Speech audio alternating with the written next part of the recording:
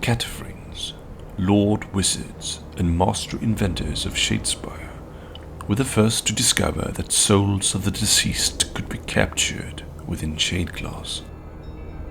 They swiftly put this knowledge to work, creating a network of soul mirrors around the city to store their living essence in the event of their own deaths. In this way, they could continue to provide their expertise to the next generation of thinkers, and this advantage allowed the city to grow greatly over a relatively short length of time, from a humble desert outpost to a sprawling metropolis filled with innovative wonders. Over the centuries, the Cataphrines began to further unlock the secrets of the Shadeglass, even inventing artifacts that would allow the living to enter the Faneway Mirror, the gleaming nexus that linked every fragment of Shadeglass in the city, and interact with their ancestors. Further, remarkable inventions followed. The city's outer walls were suffused with the spirits of elite warriors who had fallen in battle, an eternal watch against the manifold threats of the surrounding desert of bones. Treasures were produced that were magically linked to the Faneway, so that a grieving relative might converse with their lost loved one via an enchanted amulet or brooch. Shadeglass golems were created, given motion by the soul essence of loyal retainers who continued to serve their masters, even in death. When the city was swept into shadow by the magic of Nagash, many of these objects of power were destroyed or warped by the power of the Lord of Undeath's magic. The Faneway itself was shattered into 1,000 fragments, each shard scattered about the Mirrored City. With the nexus of the soul relay broken, no soul could leave the nightmarish prison that held them captive. For thousands of years, the Cataphrines sought to undo the curse of Shadespire. They hypothesized that recovering artifacts of pure Shadeglass and utilizing them to restore the great Faneway Mirror might break Nagash's spell, but trapped as they were within their soul-storing prisons, they could not carry out this task themselves. At first, they attempted to utilize their subjects, the citizens of Shadespire, but madness and paranoia swiftly overcame these unfortunate souls. It seemed as though the city itself was warping and shifting with every passing hour, hiding its secrets away behind illusory walls and impossible dimension chambers. No sooner was a precious Shadeglass treasure recovered than another one was lost, as the city's streets shattered and reformed, or a great stairway shifted, sending doomed souls tumbling away into darkness. Minds destroyed by this maddening existence, souls trapped within their decaying bodies, the people of Shadespire shuffled and groaned in the dark corners of the city. They cursed the torture of their eternal existence, as both their hope and their flesh slowly withered and rotted away. Worse still, regions of the city were slowly morphing under the will of Nagash. The image of the great necromancer would appear half-glimpsed in a reflection, or slowly form in the architecture of a great tower, his pitiless gaze further tormenting those who had defied his will. Many were driven to terrified insanity, blinding themselves with shards of glass so that they could not look upon his dread visage. Others turned to worshipping Nagash and claimed great sections of Shadespire as their own, guarding their territory with a ruthless seal, believing that only by petitioning the god of death for forgiveness could they absolve themselves of their prideful sins. They raised monuments and shrines in his honor.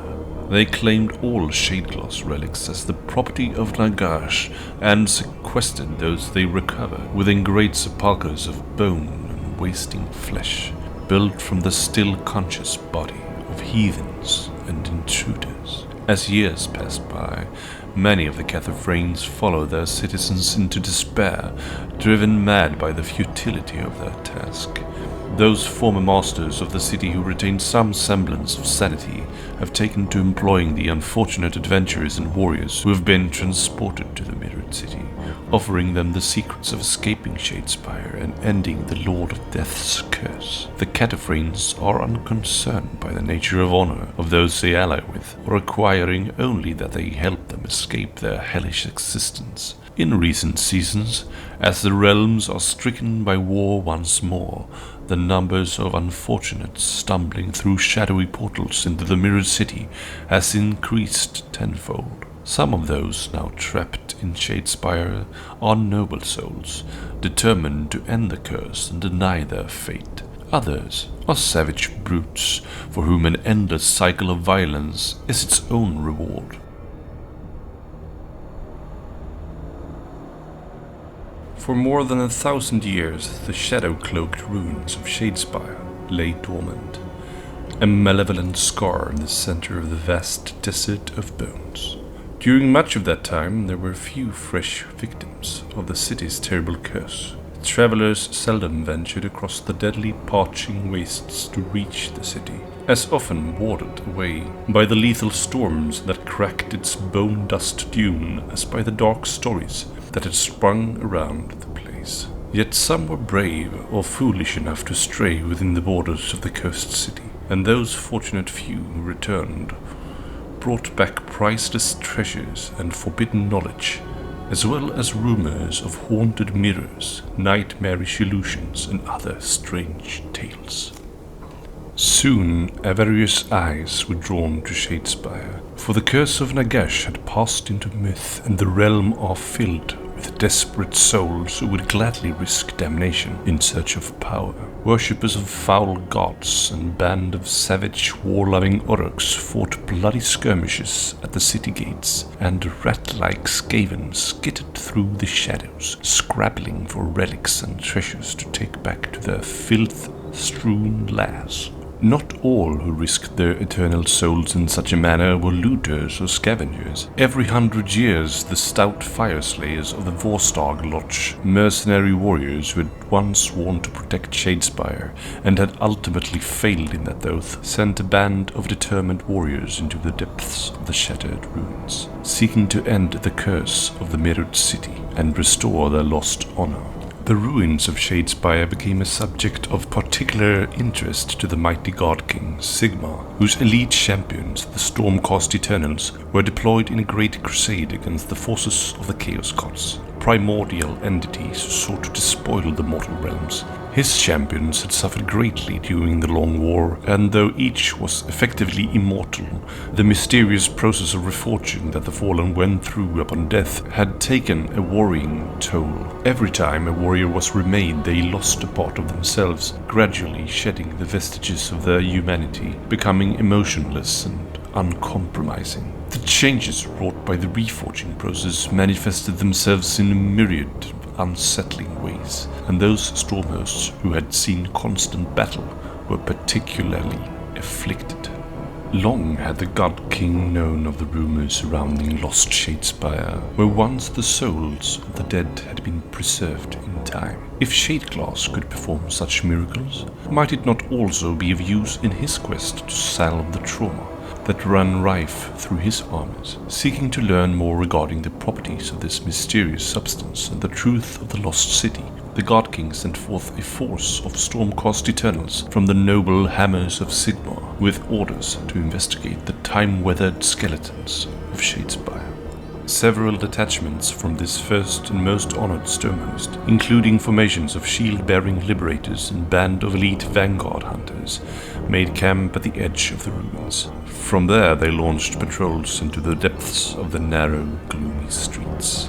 Within, the warriors had to contend not only with packs of Skaven and Uruk looters who fell upon intruders with vicious glee, but also frenzied worshippers of Khorne, god of slaughter, who had tracked the Stormhost Eternals to the borders of the cursed city, and now sought once more to wet the earth with the blood of their hated enemies. These initial engagements were brutal, but after much blood was spilled, the hammers of Sigmar began to push their enemies back, scattering them to the shadows. It was then that something strange began to occur. Having secured key areas of control within the city's borders, Stormcast patrols began to report that isolated members of their number had seemingly disappeared into thin air, with no bodies or bloodstains left behind to suggest a struggle, and no bursts of celestial lightning to indicate that the soul of a fallen Stormcast Eternal was making the long journey back to Azirheim, seat of Sigmar's empire, for reforging.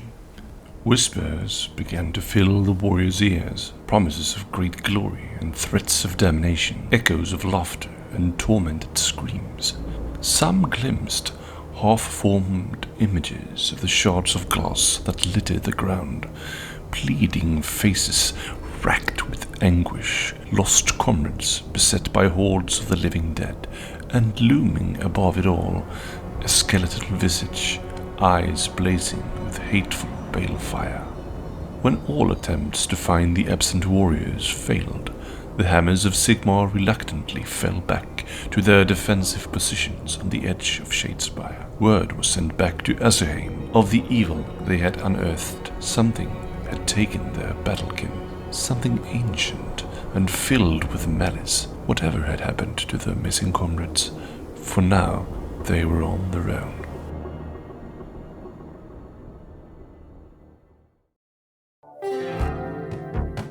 This is Mats again, chiming in to thank you for watching the video. Please don't forget to subscribe, like and comment, and to not miss out on future content, ring the bell as well. And if you really liked this video, feel free to click the thanks button just below this video. And if you want to support me even further, you can now become a channel member and claim the title of Critical Focus fan. Until next time, take care, bye.